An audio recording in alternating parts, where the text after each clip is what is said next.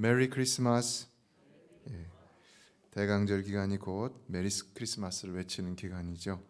이 기간에 하나님의 은혜와 사랑이 또 축복이 더욱 충만하기를 축원합니다. 그러나 올해도 여지없이 메리 크리스마스와 해피 할로데이즈의 전쟁이 치러지고 있는데요. 이제는 한국에서도 메리 크리스마스보다 해피 할로데이즈라는 이런 말로 인사를 하려는 경향이 많다고 합니다. 미국에서 더 그렇게 한다 그래가지고 막 이거를 하려고 한다고 하는데, 미국을 좀 안다고 그렇게 하려고 한다 그러는데, 그러나 반드시 메리 크리스마스가 승리하게 될 줄로 믿습니다. 오늘은 성서주일로 지키는데요, 이처럼 대강절 안에 성서주일을 지키는 이유는 바로 이 대강절을 통해서 우리가 기다리는 예수님이 말씀이시기 때문이죠. 요한복음 1장 1절을 보면 태초에 말씀이 계시니라, 이 말씀이 하나님과 함께 계셨으니 이 말씀은 곧 하나님이시니라 라고 했습니다. 그리고 이어지는 말씀들을 보면 그 안에 생명이 있었는데 이 생명이 사람들의 빛이 되었고 이 빛이 세상에 와서 각 사람에게 비추었다. 그래서 영접하는 자, 그 이름을 믿는 자들에게는 하나님의 자녀가 되는 권세를 주셨다 그랬어요. 그렇다면 이 말씀은 무엇이라는 것입니까? 바로 예수님이라는 것이죠. 그래서 요한복음 1장 14절은 직접적으로 이렇게 말합니다. 같이 읽어볼까요? 시작.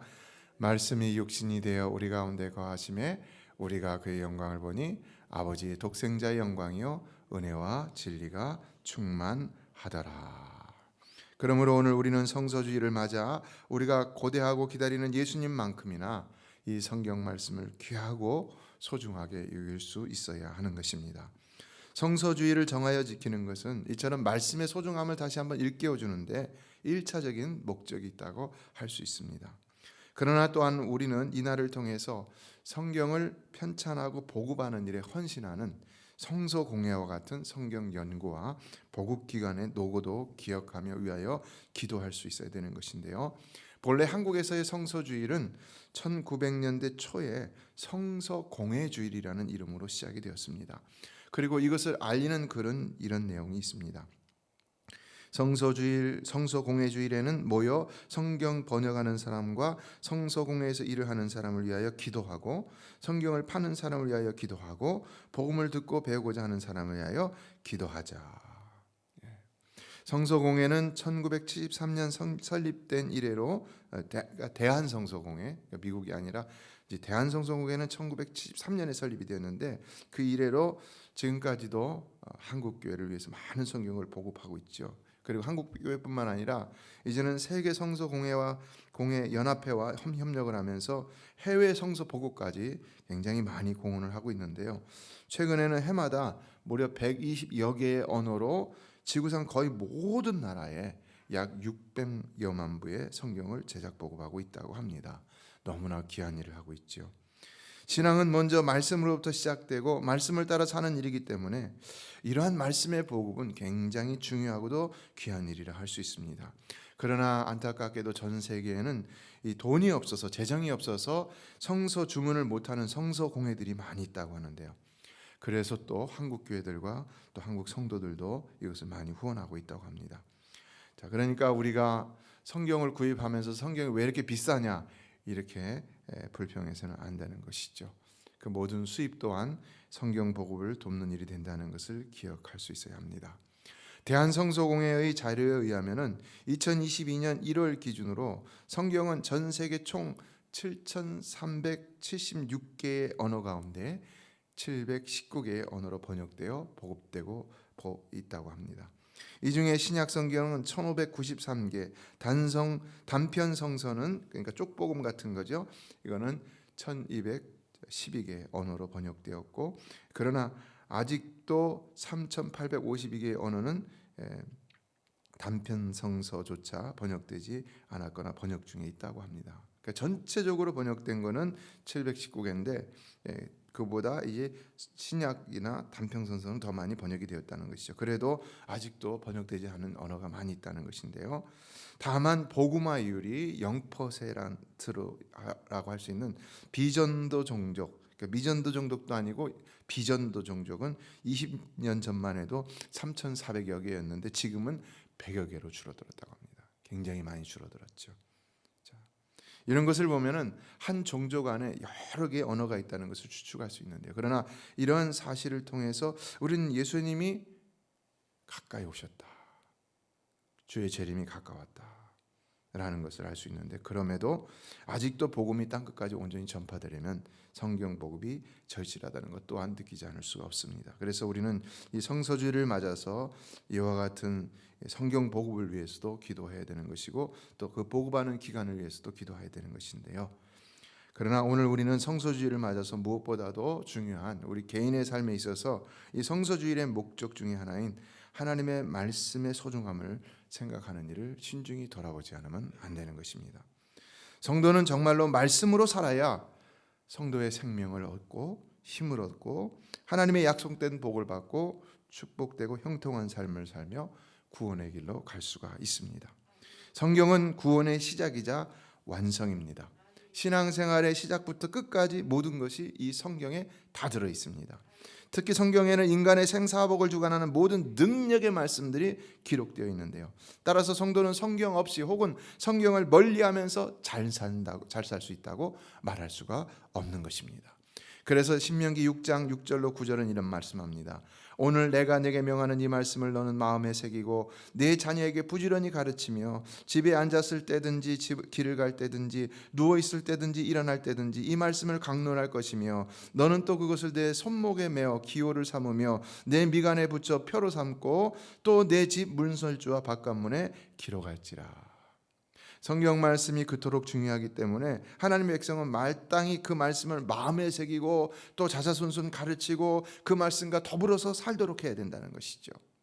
이 아브라함 링컨은 성경을 늘 펴고 있으라 그대의 천국 가는 길도 늘 펼쳐져 있을 것이다. 성경을 펴고 있어야 우리가 천국 가는 길을 갈 수가 있다는 것이죠. 성도는 늘 성경을 펴고 읽고 묵상하며 살아야 구원의 길을 갈 수가 있다는 것입니다. 성경을 덮고 단지 교회만 왔다 갔다 하는 습관과 여기서 주워들은 그런 지식만으로 신앙생활을 한다면 결코 구원의 길을 갈 수가 없다는 겁니다. 성경은 우리의 구원과 모든 축복으로 인도하는 하나님이 우리 손에 주어주신 보물지도라는 사실을 기억하십시오.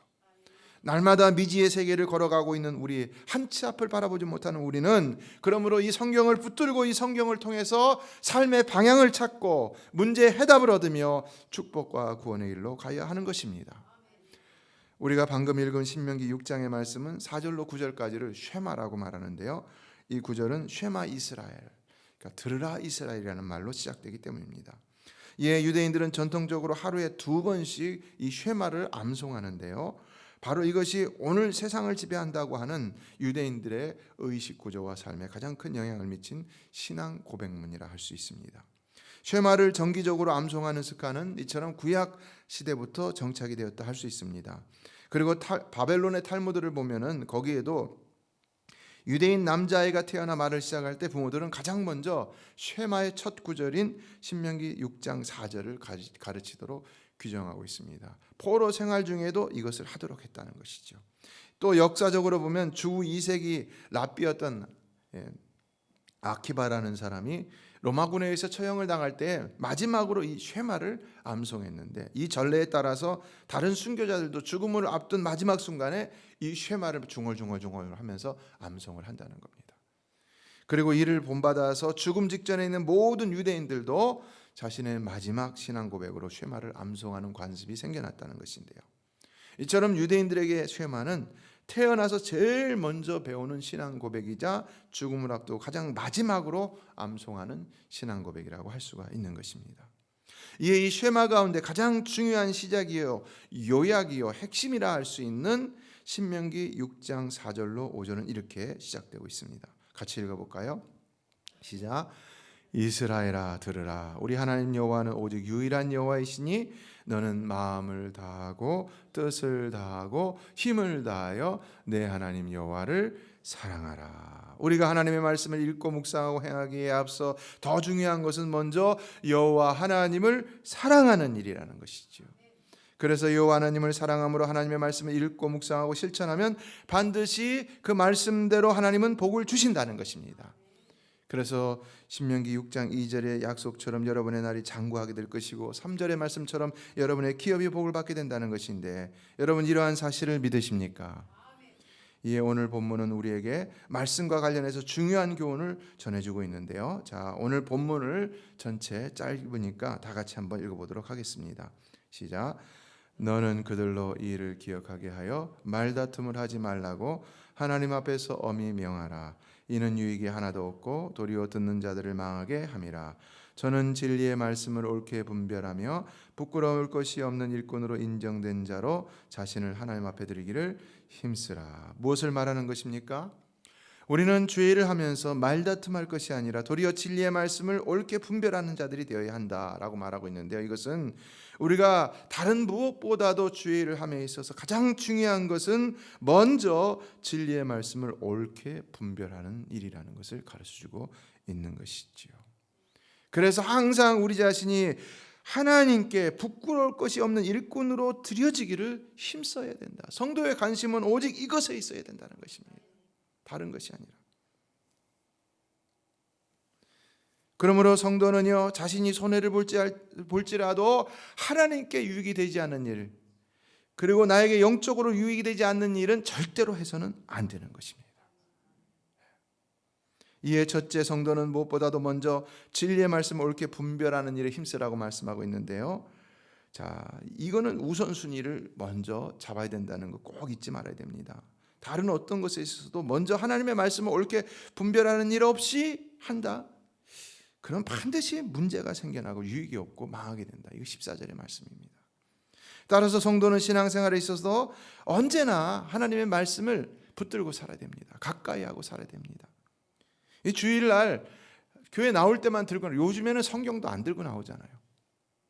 여러분 성경 들고 나온 사람 손들어 보라고 할까요? 네. 이 성경을 멀리하고 있어요. 오늘날 성도들은요.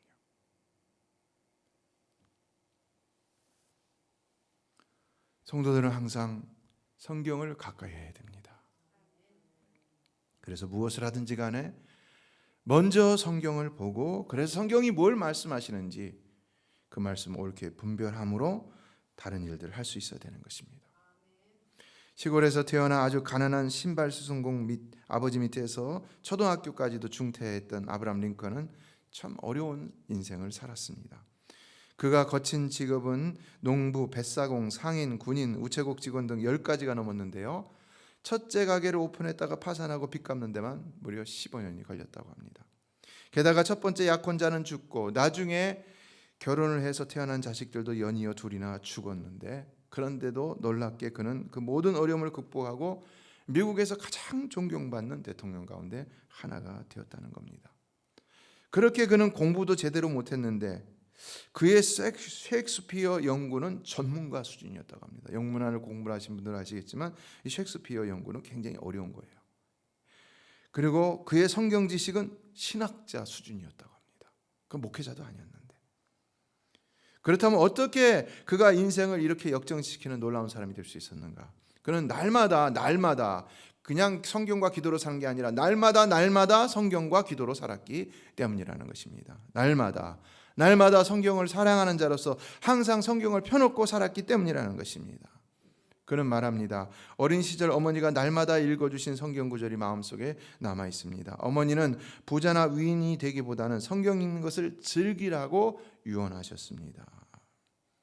여러분 얼마나 성경 읽기를 즐기고 있습니까? 얼마나 매일 성경을 읽고 있습니까? 성경 다 안다고 안 읽습니까? 그래도 안 되는 거예요. 여러분 하나님은 성경을 통해 날마다 새로운 은혜를 우리에게 허락하시는 줄로 믿습니다. 그는 말합니다. 하나님께서 자신에게 주신 가장 큰 선물은 성경이었다.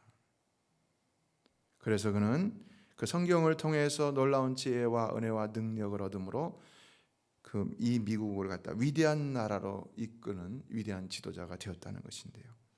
그렇다면 오늘 우리의 삶에도 이와 같은 하나님의 지혜와 은혜와 능력이 더해진다면 어떤 결과가 나타날까? 분명 여러분이 지금 사는 것보다 여러분이 말씀 붙들고 날마다 링컨처럼 매일같이 말씀과 기도로 살아간다면요, 지금 현재 여러분의 능력의 배가 되고 몇 배가 되는 놀라운 인생을 살아갈 수가 있다는 것입니다.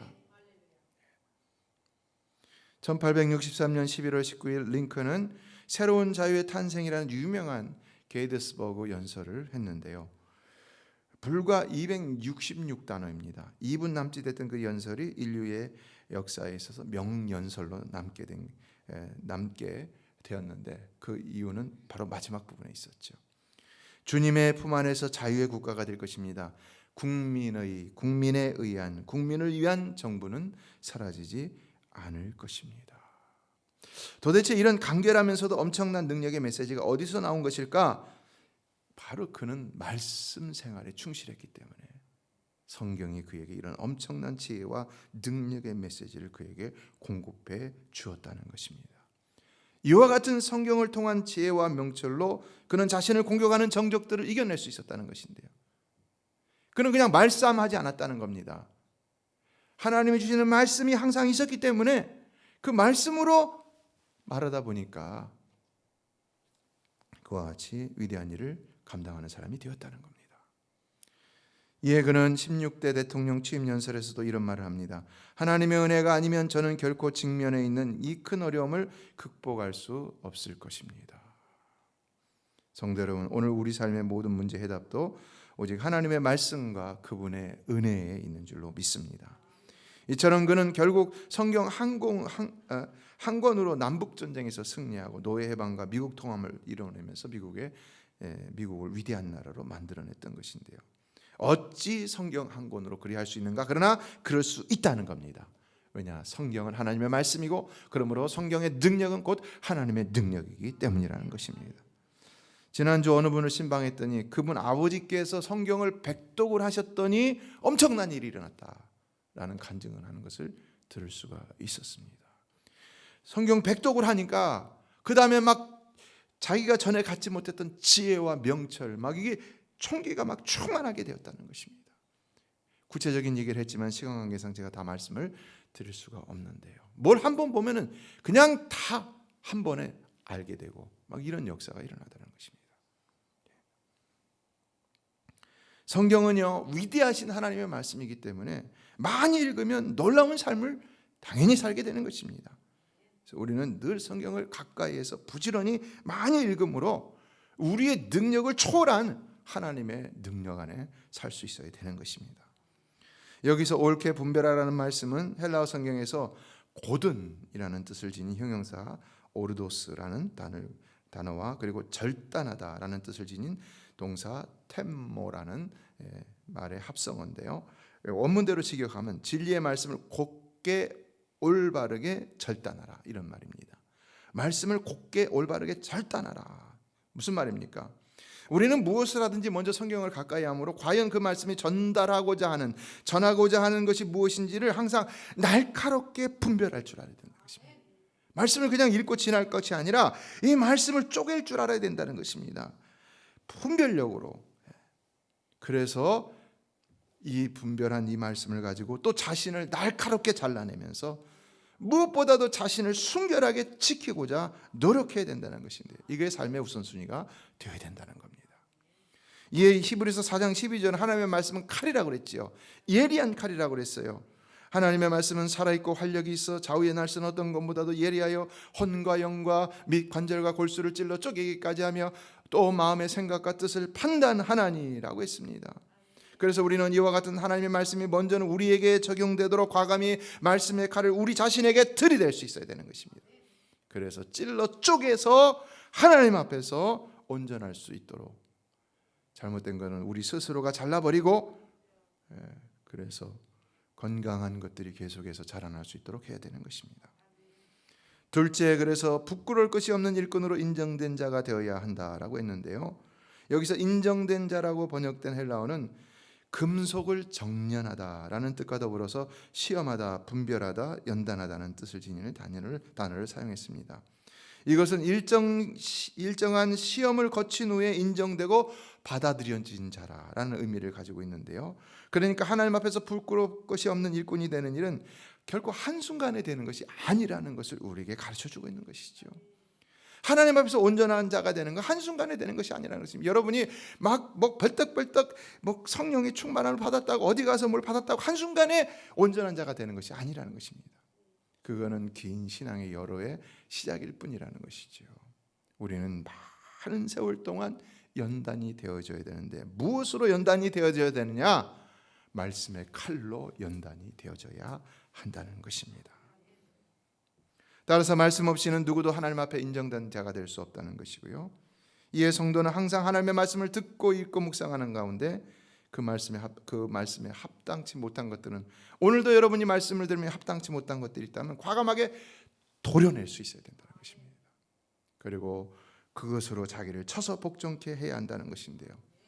고린도전서 9장 27절에서 바울이 내 몸을 쳐서 복종케 하문이라고 했을 때 그 자기를 쳤던 것은 무엇이냐? 그거는 다른 어디에서 말하는 그 수행이나 고행을 위한 채찍이나 이런 것이 아니라 바로 그의 손에 들렸던 하나님의 말씀이었던 것입니다. 성도는 말씀으로 자기를 쳐서 복종시킬 수 있어야 하는 것입니다. 그리고 그가 그렇게 했던 이유는 내가 남에게 전파한 후에 도리어 버림이 될까 두려워합니다 라고 했는데요. 무슨 말입니까? 우리가 스스로 하나님의 말씀으로 우리 자신을 연단하는 삶을 살지 않는다면 우리가 아무리 충성된 삶을 산다고 할지라도 쓰임받고도 버림받게 된다는 것이죠. 사실 충성이라는 말은요, 일을 많이 한다는 의미가 아니에요. 그렇죠? 충성이라는 말은 뭡니까? 충성된 자, 피스테오스. 이거는요, 신실하다는 말입니다. faithful하다는 말입니다. 우리가 어떻게 해야지 신실한 사람이 될 수 있습니까? 말씀으로 올바로 서야지 신실한 사람이 될 수 있는 것이죠. 이에 오늘 본문은 우리는 진리로 자신을 분별하기를 더 힘써야지 진리로 남을 비방하고 정죄하기를 힘써서는 안 된다. 그러면 망한다는 교훈을 주고 있는 것인데요. 그래서 범죄한 이스라엘을 심판하는 데 도구로 사용됐던 바벨론은 하나님께 정죄를 받아 버림받아 나라가 망했던 것을 볼 수 있는 것입니다. 그러므로 오늘날은 아무리 말씀을 전하는 주의 종들이라 할지라도 먼저 자신을 살피지 않으면 안 되는 것입니다. 말씀을 많이 안다고 해서 말씀을 가까이 안 하고 말씀을 멀리하고 말씀으로 자기를 쪼개지 아니하면 안 되는 것입니다. 그러나 당시 디모데가 목회하고 있었던 에베소 교회 안에는 거짓 교사들이 교회를 어지럽게 하고 있었습니다. 그들의 문제는 뭐였느냐? 이처럼 하나님의 기록된 말씀으로 자신들을 잘라내고 연단하기보다는 도리어 자신들의 생각을 통해서 논쟁을 가지고 사람들에게 말로써 싸워서 이겨서 인정받기를 원했다는 겁니다. 그러니까 말 잘하는 사람이 이기는 거예요. 항상 말에 자신 있는 사람들이 있죠. 그걸로 막 싸우는 거예요. 막 싸우는 거예요.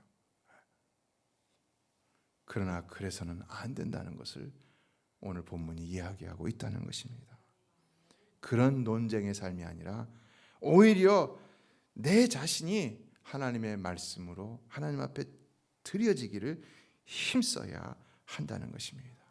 그래서 세 번째는 하나님 앞에 드리기를 힘쓰라는 말씀하고 있는데요. 성도는 결론적으로 자신을 하나님 앞에 드리는 자다. 드리는 자다. 헌신이란 말이죠. 드리는 자라는 사실을 항상 잊어서는 안 된다는 겁니다. 우리가 구약의 제도를 보면은 제물을 하나님 앞에 드리잖아요. 그 제물을 드리는 게 누구를 드리는 겁니까? 우리 자신을 드리는 거잖아요. 죄를 전가해 갖고 제물을 드리는 거. 우리 자신이 죽는 거예요. 이에 로마서는 그랬죠. 우리를 하나님 기뻐하시는 거룩한 산 제물로 드리라 그랬죠. Living sacrifice. 기억하십시오. 성도는요, 자기 육체도 자기 것이 아니고 자기 삶도 자기 것이 아니라 오직 하나님의 것이라는 사실입니다. 그래서 로마서 14장 8절에서 바울은 이렇게 고백합니다. 우리가 살아도 주를 위하여 살고 죽어도 주를 위하여 죽나니 그러므로 사나 죽으나 우리가 주의 것이로다. 여러분은 주의 것입니까? 주의 것입니까? 정말 기쁨으로 고백할 수 있습니까? 아멘이 사라지네요. 많이. 이거 웃을 일이 아니라 슬픈 일입니다. 이런 성도의 신앙이 제대로 되지 않기 때문에 신앙생활이 자꾸 흔들리고 넘어지는 겁니다. 하나님과의 관계가 분명히 잘 돼 있어야 되는데 그러지 못하니까 팬데믹을 통해서 교회를 떠난 많은 성도들의 문제가 뭡니까, 여러분? 그들은 다른 곳에서 문제를 찾습니다. 하나님과의 관계에서 자신의 문제를 찾는 것이 아니라 사람들과의 관계에서 자신의 문제를 찾습니다. 그렇죠.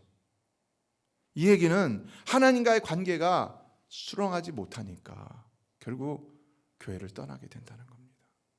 믿음이 하나님과 나와의 관계 속에서 항상 승리하는 믿음이 되어야 되는데 그러지 못하니까. 그래서 교회를 떠나는 사람들의 얘기를 들어보면요, 교회의 문제들을 지적하기 시작합니다.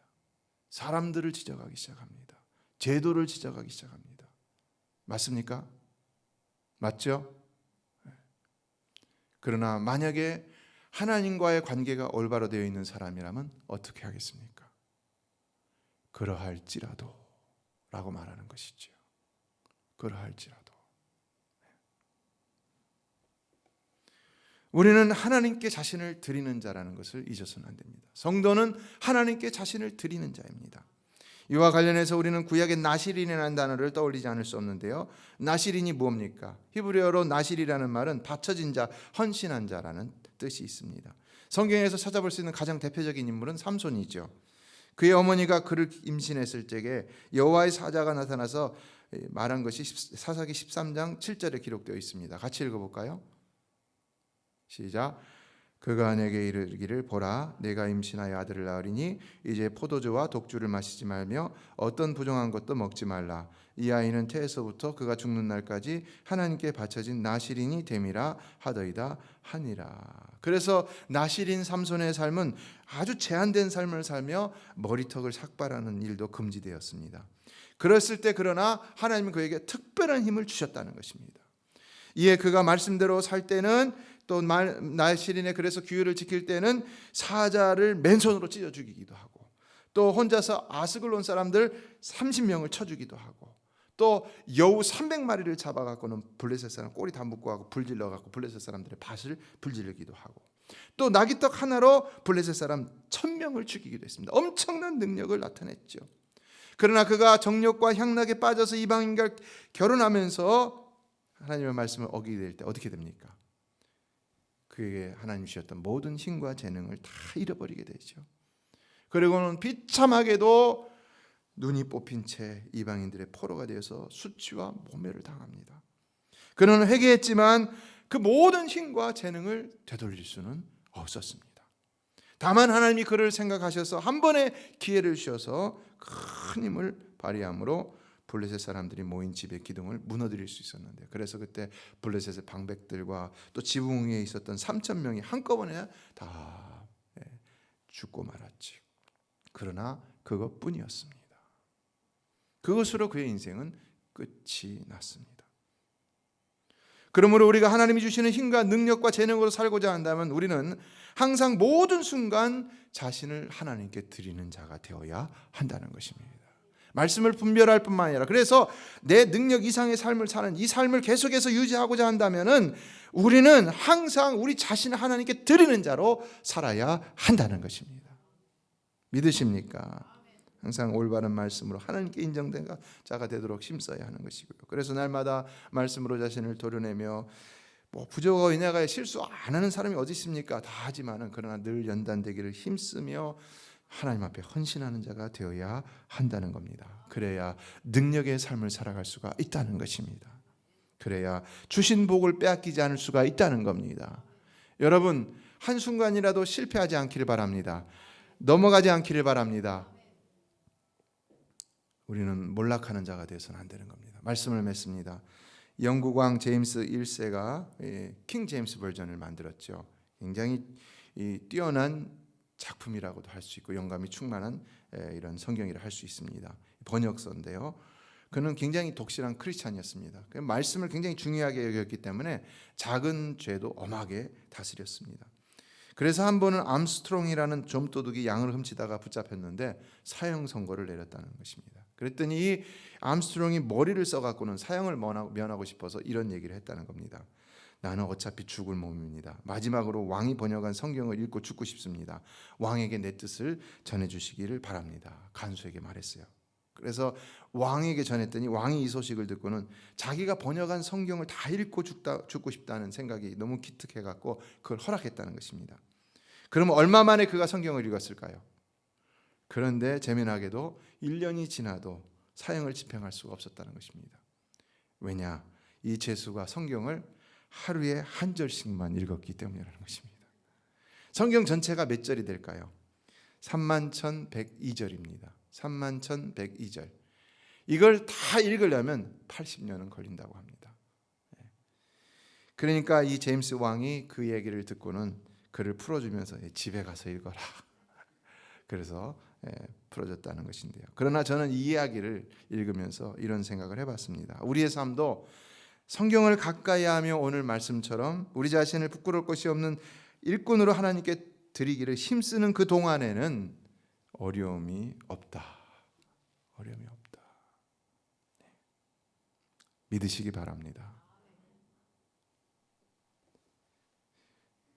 말씀대로 살아가는 동안에는요, 하나님이 지켜주시는 것을 볼 수 있어요.